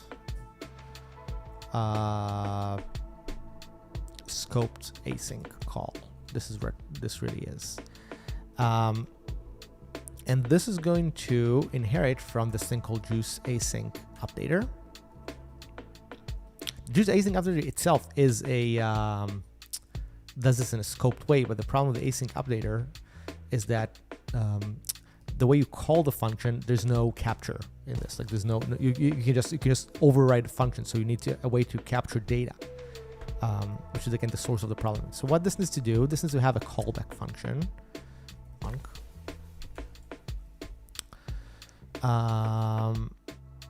Callback function is just a class that we have that wraps a stud function with a couple of little helpers, and then this also needs to have a critical section because this could be called from multiple threads. So we need a lock here. This will not be called for the audio thread, but it can be called from side threads. So then I do something like call, and I give it the function.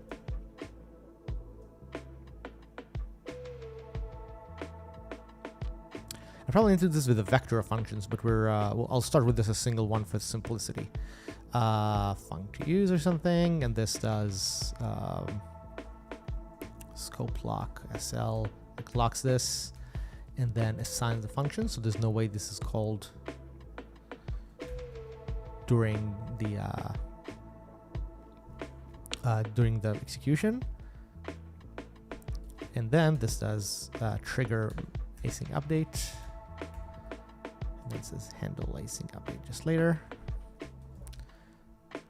This uses the lock again. And this calls the function. And then assigns a nothing function in there, so that if it calls it that, so it's only a singular call. This is basically it. Let's see if this does the job, and is this really the the core of the bug here. So I need this in the header.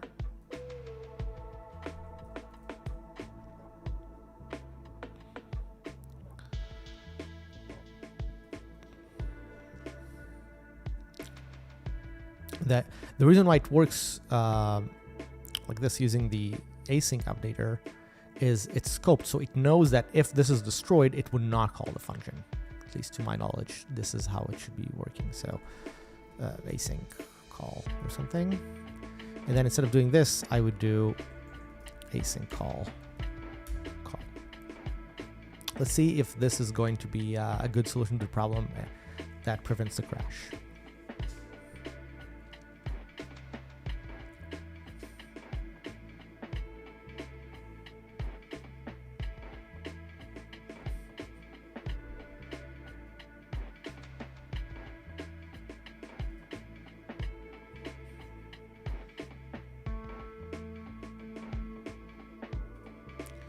Okay, here's Plugin Buddy. Let's see if I can remove this. Okay, so when I do it quickly, it still crashes. So there's maybe another thing in here. But let's see if this, what this did in terms of the thread sanitizer. Not thread sanitizer, sorry, address sanitizer is the problem that I've faced here. So there might be more than one object that kind of deals with a similar problem.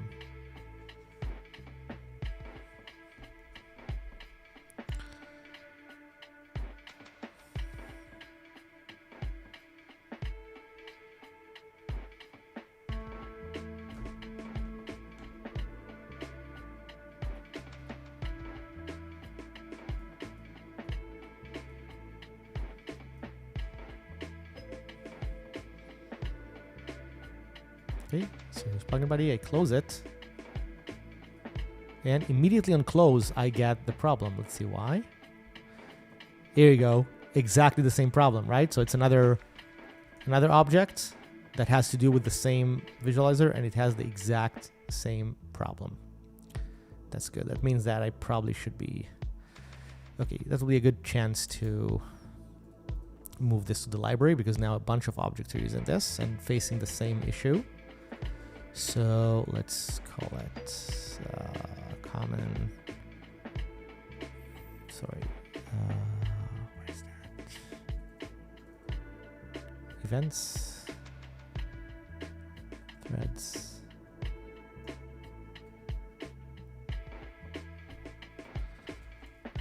Scoped. How do you call that? Scoped async call. So scoped async call.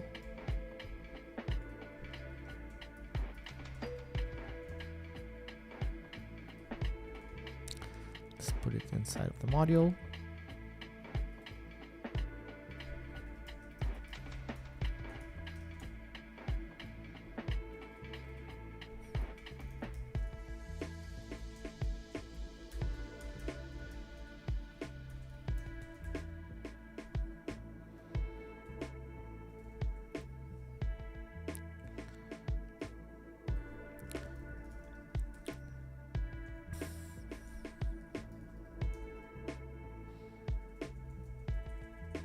Was in this thing. It was actually right here, FFT processor. So this also needs sorry, oh, it's right up here. Here we go. So this should be scoped async call. Async.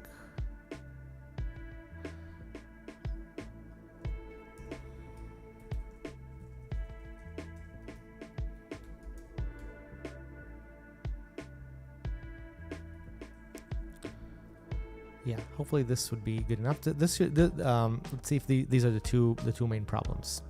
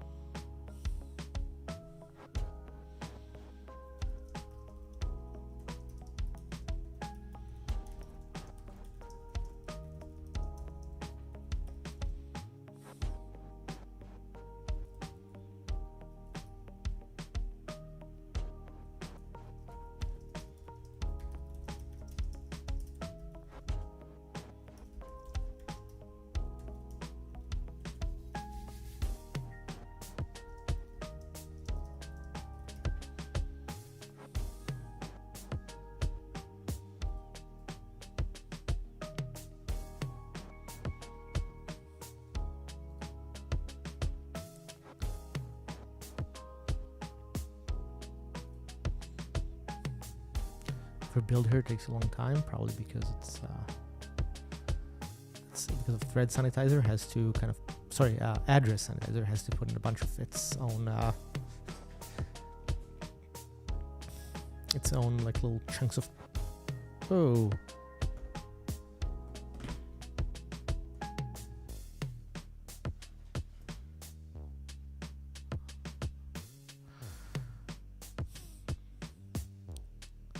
The background of your own streams.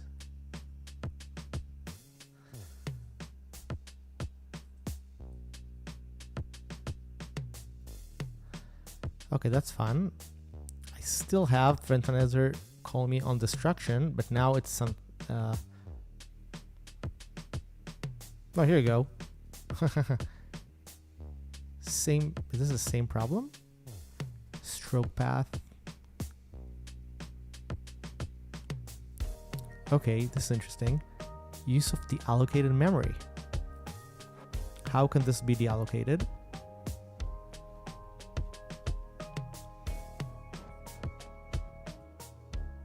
I'm surprised this didn't come up until now, by the way. Yeah, that's weird, right? I guess Yeah. we opened and closed Windows like 1,000 times in the past couple weeks. Yeah. But I think it would only happen. I mean, the initial crash that happened, that would happen almost every time. This Mhm. crash would happen when you stress test this. Like when you do it pretty Gotcha. quickly. So it's Gotcha. maybe it's not regular operation, but you still have to protect against it. It's not Mm. uncommon that somebody would do this. I'm surprised that plugin val didn't figure this out, because plugin val does exactly that. Like it does open and close really fast, and we run Gotcha. plugin val all the time. Yeah, Let's see. it's This an gets interesting called a bug. message thread. Yeah, because this is the same here. Oh, so I guess it says this class is p update. Oh, same problem. Exactly the same thing. So it's in here. So this needs to be threads path build. So there's a few different objects here. And I screwed up on all of them. I did not think about the scoped async problem. So this is the exact same. So threads, scoped async call, async.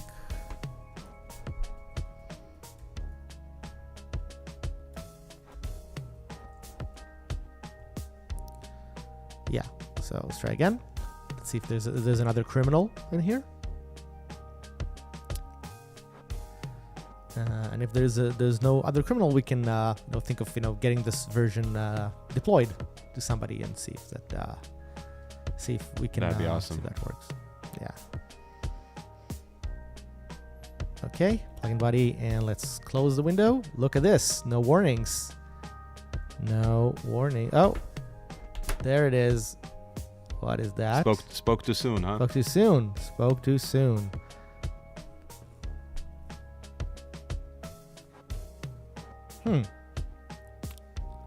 What call is this?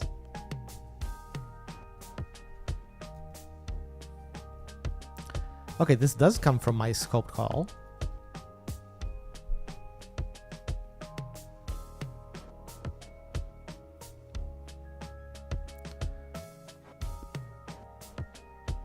It's interesting. This comes from my scope thing. So somehow my scope thing gets assigned this function. So interesting.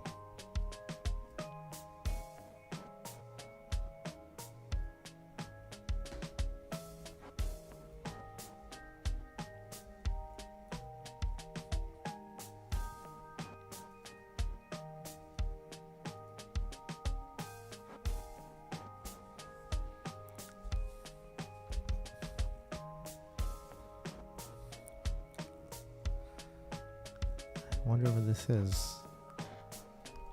Like, so this gets called.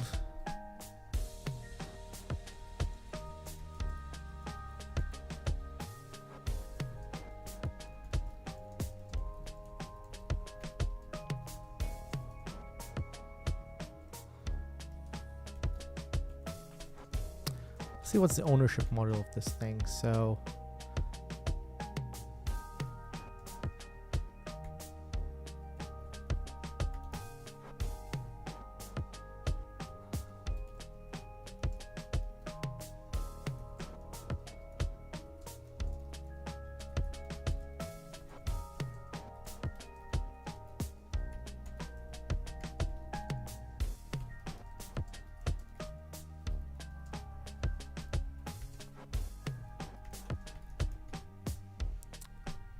rebuild path.